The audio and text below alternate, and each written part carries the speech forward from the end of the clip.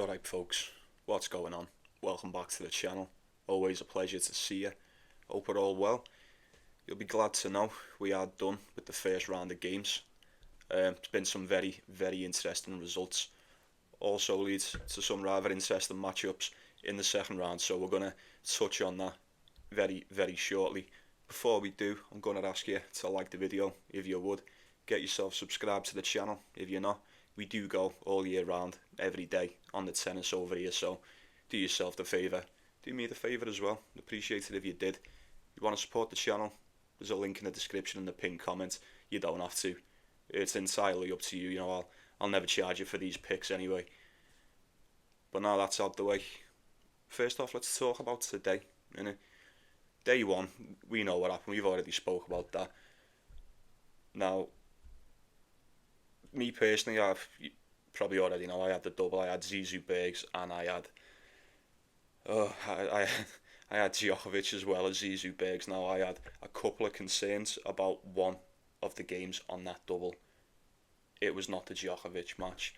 Zizou Bergs, admittingly, I was a bit worried for him in that second set after he gave up his serve after serving for the match, and I thought, oh no, is this where it starts to happen and we don't even get to the Djokovic game? But he managed to hold his own in the tiebreaker.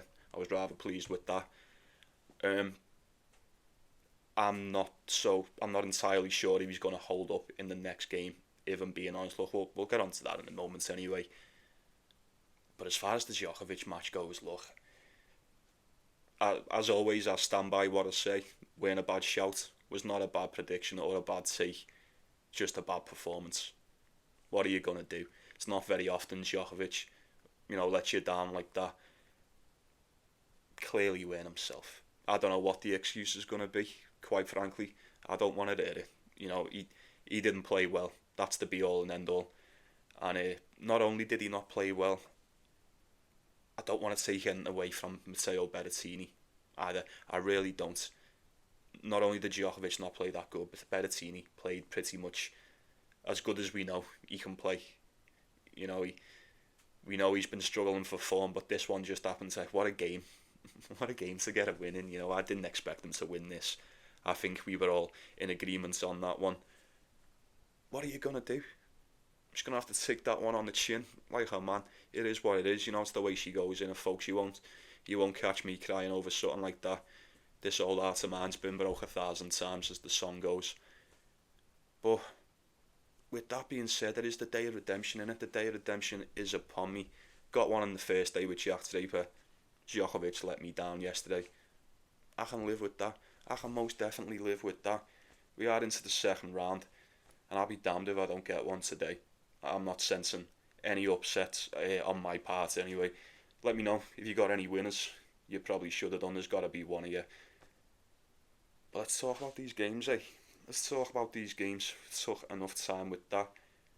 First off, in Doha, there's only a couple of games out in Rio at the moment. I forgot to mention that, but there will be timestamps. If there's any specific ones you just want to, know about, then just go for that.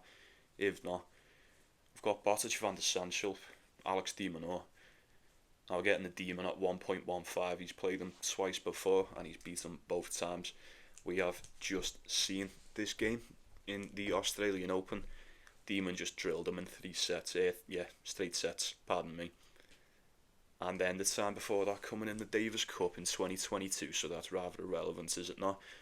Van der Sandschulp has won his last 3 games. First one was against Kirchen in qualifying, then Otto Virtanen qualifying, and then he's just beat Abdullah Shelbayr as we predicted he would. Apart from that, still not enough. Oh shit, low battery.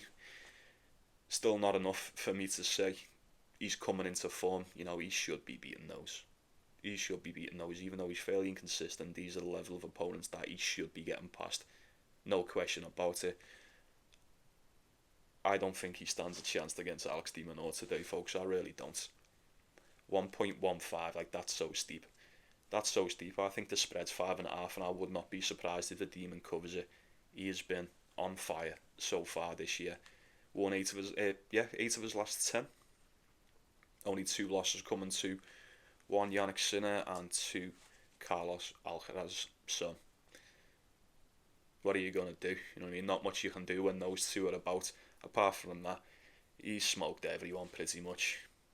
I don't think he's dropped a set in his last 10 apart from those 2 matches and the one against Cerundolo in the Australian Open midway through January. So what do you want me to say? What do you want me to say about this? If you're looking for value, you've got to take the spread, haven't you? Suppose you've got to take the Demon plus the 5.5. I don't think I'm gonna do that personally, but if you want a decent price, I reckon that's the best way to go. I'm not too sure what the total will be. 1.15, that is nowhere near a parlay piece, but I was gonna say that may just be what I need to get the parlay to where I need it to be, but surely not. I don't feel like I can risk anything on 1.15, maybe not. I'm certain Alex de Minaur gets that one done. I wish it was 1.2, just a little bit more, and that'd do me, but I'm probably just gonna leave that one off, and then we will move on to Zizou Bergs, Daniel Medvedev. Now we're getting Daniel Medvedev at 1.3. Never played each other before. Anyone watch Medvedev and Kachanov today? What can we even take from that? What can we even take from that match? I'm not so sure. Zizou Bergs, I was happy, you know, even though the bet didn't cash for me today, Zizou Bergs still done me proud. I was proud of Zizou today, you know. There was a couple of question marks surrounding the fitness of him. How's he going to hold up after the other tournament? But he played well. He played well enough to get past Roberto Batista Agut. You know, he's performed well in this tournament in the past as well. You know, he's quite familiar with the court, but like I say, I feel like he's not in a good spot at the moment. Batista Agut, I don't feel like Zizou Bergs is the ideal opponent for you to start getting wins. So, you know, I do think he's got wins left in him. Unfortunately, maybe not against the caliber of Zizou Bergs. I don't know. I could be mistaken. We may still have something left to see with Batista Agut, but Daniel Medvedev, I'm sick of fucking going on about it. What am I gonna say about how inconsistent he is, this and that? Fucking it's same stuff, innit? Same stuff, different tournament. I'm not having it. I'm not buying that Kachanov win. I'm really not. Like, I'm glad he got the win. I expected him to be Kachanov. He probably should, but it's not enough, is it? It's not enough for you to trust him at 1.3. I've said it in like the last 5 or 6 games with Daniel Medvedev. The fact that he's playing the way he is, you could only take the dog on the spread, couldn't you? I don't even want to do that, because I'm not even convinced Zizou Bergs may even make it through all of this match. But if he was fully fit and it was the start of a new tournament, he had rest and whatever, I would 100% be taking Zizou Bergs at that price, no question about it. I still don't trust Daniel Medvedev. Still doesn't look good, man. I don't know. I'm not going to harp on about it anyway. I'm not going to waste any more of your time. Like, it's literally the same stuff, innit? He's impossible at the moment. He really is. He is impossible at the moment, and it's such a shame, but can you call it the downfall? Is this that? I don't feel like it's been happening for long enough just yet. It's getting there. Mind you, it is most definitely getting there, but I don't want to use the word downfall just yet. But I'll repeat what I said the other day. Daniel Medvedev is not playing anywhere near, and I repeat, anywhere near. I was getting my words mixed up then. Nowhere close to a top 10 player. Barely close to a fucking top 50, even a top 100. It depends, but I'm not trusting him at 1.3. Although I could probably do with the price on the parlay, it's just not worth it. I couldn't trust him today against Kachanov. I'm definitely not trusting him against Zizou Berg. So we'll move on to Andrei Rublev, Nuno Boge. Can we trust Rublev yet? I don't know. Do you trust him in this one? Odds are fairly similar. I thought he looked decent enough against Bublik, but if I've just said it about Medvedev and Kachanov, I said it last night, didn't I? I don't know how much you can take away from a decent win against Bublik at this current time. Nuno Borges, I feel like we know what we're going to get. He can most definitely cause Rublev some trouble. Bit of a saving grace for Andrei Rublev, though. We have just seen him play Nuno Borges not that long ago. It was last year over in Switzerland on the indoor hard court, 6-3, 6-2. Rublev. He's getting there, you know. We're definitely getting somewhere. We're making progress, folks. I can see it. Slow and steady wins the race. He is definitely getting there. Nuno Borges is good though, man. He is. He's a good player. I like Nuno Borges. Do I think I would never bet on him to beat Andrei Rublev if it was the Rublev we know. Never in a million years. Do I think he can beat this version of Andrei Rublev? Potentially. Do I think this version of Andrei Rublev could still beat Nuno Borges? Absolutely. Absolutely. Even though he's not in the best place at the moment, you have to admit he is still a lot more trustworthy on this surface. He just is, innit?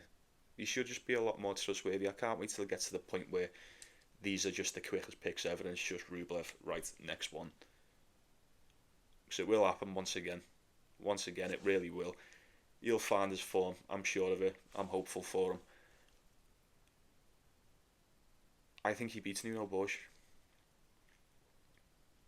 I do. I'm not 100% certain.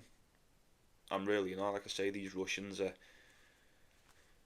Yeah, don't want to say too much. Don't want fucking Putin to fucking drone strike me through me fucking roof. You know what I mean? But, yeah. There's something going on with them, isn't he? They're not playing well at the moment.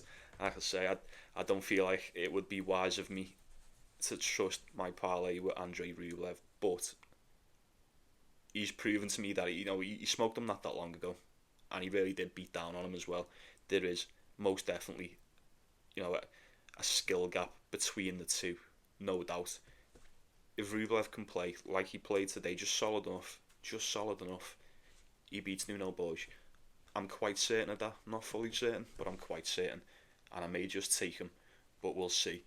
So we'll move on to Christopher O'Connell, Jack the Ripper. Jack the Ripper, 1.2, 1.25, depending where you look. Excuse me. I thought Jack the Ripper looked really good.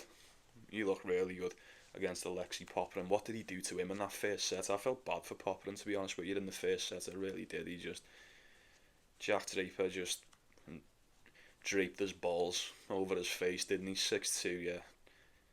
But with that being said, although Alexei Popyrin, we know he's been really struggling so far this season, nowhere near his best, complete shadow of himself. He'll be disappointed not to get the win. Probably on his day, probably would definitely fancy himself against the Jack the Ripper. I don't see why not. I'd say he's beaten probably better opponents before. Even though it was a straight set win, I thought he played a lot better in that second set. It did go to the tiebreak, he didn't get it done, but that second set against Jack the Ripper was probably the best I've seen Alexei Popyrin play so far this season. So like I said, although he didn't get the win, I feel like there's a lot of positive takeaways just from that set for Alexei Popyrin. Surely it's not going to be long before we see him get back to maybe not what we've seen over last summer, but most definitely to more what we used to seeing anyway. But he's playing Christopher O'Connell now. Alexei Popyrin is quite irrelevant. Christopher O'Connell played good against Habib. We said he'd beat him. Was a very big favourite, and I'm pretty sure, was that 2 tiebreakers? Let me just double check. Yes sir, 2 tiebreakers for Christopher O'Connell. Good stuff from Habib there. Really good stuff, keeping that one close. There should be no question about it. Jack the Ripper should beat him. He really should. Massive favourite, really. Favourite to do this one. Although, if you remember, around this time last year in the Indian Wells, Christopher O'Connell did beat Jack the Ripper 2-1. He dropped the first set 6-1, and then come back winning 6-3, 6-2. Great stuff from the Australian. Not that long ago, but what do I always say? A lot changes in a year. A lot of improvements can be made in a year, and in the case of Jack Draper, a lot of improvements have most definitely been made in said year. I do not think Christopher O'Connell keeps. I don't think he wins. Absolutely not. I don't even think this is close, you know. I don't know. I say I don't think it's close. I am aware Christopher O'Connell is capable of, of troubling a lot of people. He's decent. He's a decent hardcore player. I'll give him that. I just think Jack Draper's another level.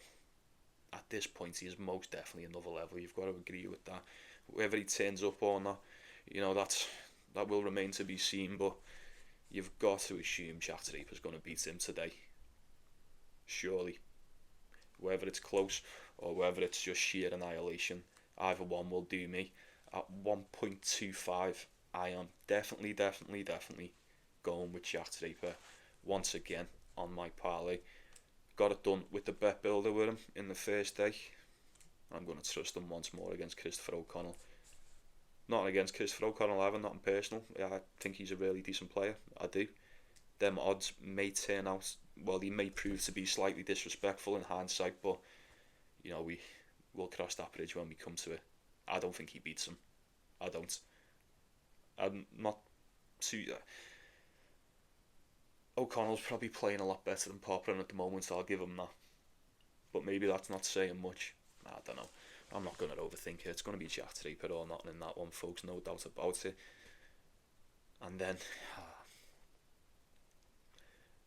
I've got Hamad Medjedovic and Felix Auger-Aliassime, but I feel like I'm going to spend the majority of this game talking about Medjedovic and Tsitsipas. Did anyone watch that? Did anyone watch that? I cannot believe what. Look, first off, I just want to say I am so impressed with Hamad Medjedovic. That injury, a hamstring injury like that was dirty, wasn't it? I didn't know a man could do the splits like that. That was unbelievable. He looked done for as well. I can't believe he managed to not only finish the game, but just continue. It's a weird, you know what's confused me about this?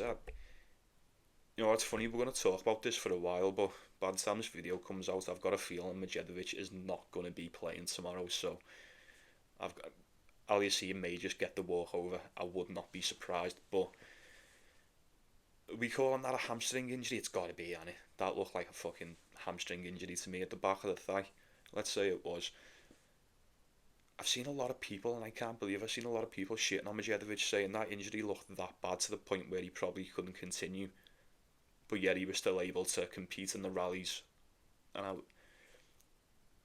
I don't know about you. Look, I've never had a hamstring injury. I'm not a sports scientist, but I've watched a lot of sports. I've played a lot of sports, and some of you, I hope it's not the case, but some of you may have had some hamstring injuries yourself in your time, But you feel that pop, you feel that snap, don't you? You can still stand on it, you can still walk. It's not like you've blew your knees out or nothing. Look, it's a bad one, it'll be tendon, it's sore, and the more you continue to walk and continue to run on that, the worse it's going to be. That's why you see it in the football, you see people older, they'll go down and they're like, fuck, I need to come off. They stand back up and then they just sort of hobble off, So I imagine that, coupled with the fact that you'll probably be rushed on adrenaline as well. Yeah, you can probably run for some shots here and there after that. I'm not surprised that happened. But I am surprised he won the game. I can't believe he won the game. I don't know what's more impressive, the fact that Medjedovic was able to come back and show true resilience in that and win that match, or the fact that Tsitsipas managed to lose it. What the fuck is going on with this guy? Now, I said it with Medvedev before and I didn't use the word, but we are witnessing pure regression from Stefanos Tsitsipas, and it kills me to say it, but I feel like I've been watching this for the past 3 years. I really do.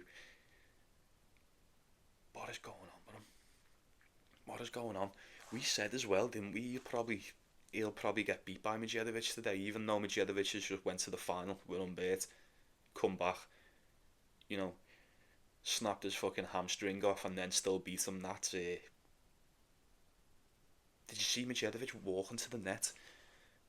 I felt absolutely ashamed. I felt so embarrassed for Tsitsipas. The dude has beat you and is hobbling to the net, holding his leg. Oh my god, hang your head in shame. It is bad, innit? I can't take anything away from Medjedovic, but come on, man, Tsitsipas. You've got to win that. You've got to win that game. For the most part of it, Medjedovic just couldn't move. He was moving in bits, like I said, but he was injured. Look what had just happened to him. Medjedovic was essentially a statue at that point, Birds flying by, fucking perching on him, shitting all over him. Fucking statue in the middle of the court. And if you sit to pass, what's the one thing you're gonna do? Surely you go, you know what? I'm just gonna try me. I'm gonna open the court up. A lot easier said than done, but you've got to try. This guy can't move. I'm just gonna try and make him move and run for these, which I know he can't do. And then this game is mine.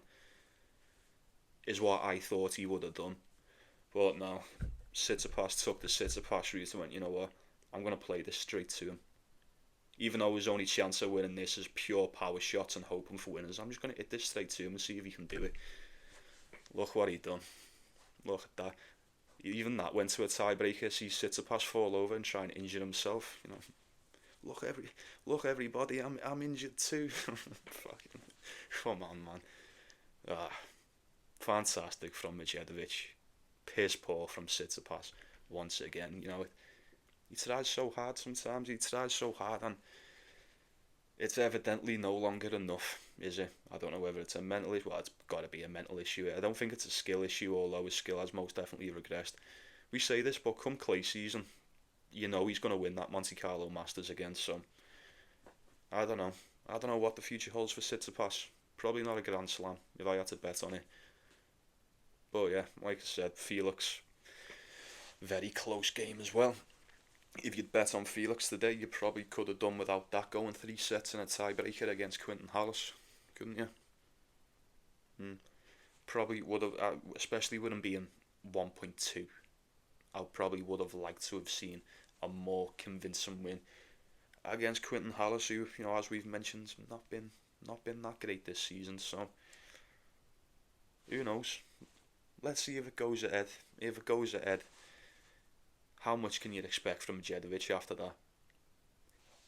If he just goes back tonight, sticks some ice on that, some heat or whatever you do with it, and then turns up tomorrow, if he just rocks up and fucking destroys Aliassime tomorrow, oh my god, I don't know how I'm going to feel about that, so we'll just see what happens in it. And then 3 more over here. We've got Matteo Berrettini, Italian Greek sport. Once again, cannot believe Matteo Berrettini beat Djokovic today. But if you'd watched the game, it probably wouldn't have been long before you realised he was only going to be one winner in that, and it was going to be the Italian. I think he beats Griekspoor. I do. Griekspoor's already beaten before. We're getting Berrettini at 1.5 as a favourite. He was solid enough against Djokovic today. And as usually the case is when you beat Djokovic, the game after, you're probably going to take them to beat the next opponent, aren't you? So, Italian Griekspoor, the king of the tiebreakers, you could probably bet on that as well. I imagine there's going to be a tiebreaker or 2. I think Berrettini, there's definitely going to be a tiebreaker. I'd fancy Berrettini just to edge that one out, 1.5 on the decimal. Sweet as a nut. This is going to die. I can't believe there's no battery, so we're just going to have to breeze through these folks. I do apologise. Fabian Marozsan, Yuri Lehechka all day, 1.3. 1.3. Marozsan did get past, who was it? Aziz Dugat, Aziz Ansari. Close game. Good stuff from Dugat. You probably would have expected more from Fabian Marozsan, but like I said, he got the win, that's all that matters. Yuri Lehechka should deal with this guy tomorrow. Marozsan has already beaten once before. That was on the clay. This is the hard court. Completely different circumstances. Yuri Lehechka is one of the most informed players on the tour at the moment. No doubt about that. I would expect him. Look, we trusted in Lehechka and Draper in day 1. Rinse and repeat. the exact same again today. Yuri Lehechka will get it done against Fabian Madison. And you don't need me to tell you that Carlos Alcaraz is going to beat Luca Nardi, do you? Spread, I think, is 5.5, 6.5. If it's 5, take it. If it's 6, just take it. Parlay piece, Alcaraz in straight sets. That might be it for me. I'm not too sure. But that will wrap us up for Doha. And then quickly, once again, in Rio, because there's only a couple of games, there's still a few going on. Obviously, I don't work Thursdays, so in the next video, I will be able to have the full slate for you. So, once again, we will get more into Brazil tomorrow. But we've got Jaume Munar, Jamie Farrier. Fucking Jaume Munar, 1.2 favourite. Oh, what is the world coming to? Nah, I'm only joking. Munar's been really good this season and he's quality on the clay. He should get that done. Sebastian Baez, Mariano Navone. I wouldn't touch that game even if it did. Even if it did. Baez has beaten once before. I don't know. I'm still none the wiser about this clay tournament. You know, it hasn't gotten any easier for us, has it? I'm just waiting for Joao Fonseca and Alexander Muller so I can take Fonseca in the next match. But until then, Thiago Monteiro, Seng.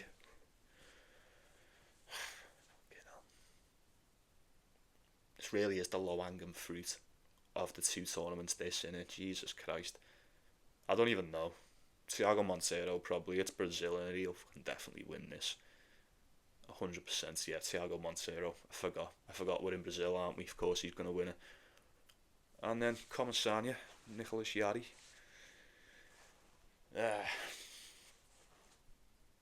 I'd say Nicholas Yarry just because I've seen more of him. I've seen more of a higher level from Nicholas Yarry over the years, but I am aware of Comesaña's game. You know, he's fairly decent. He can play really well. He's a clay guy, and they all are. These are all clay guys. Hence why they've opted to play in Rio over Doha.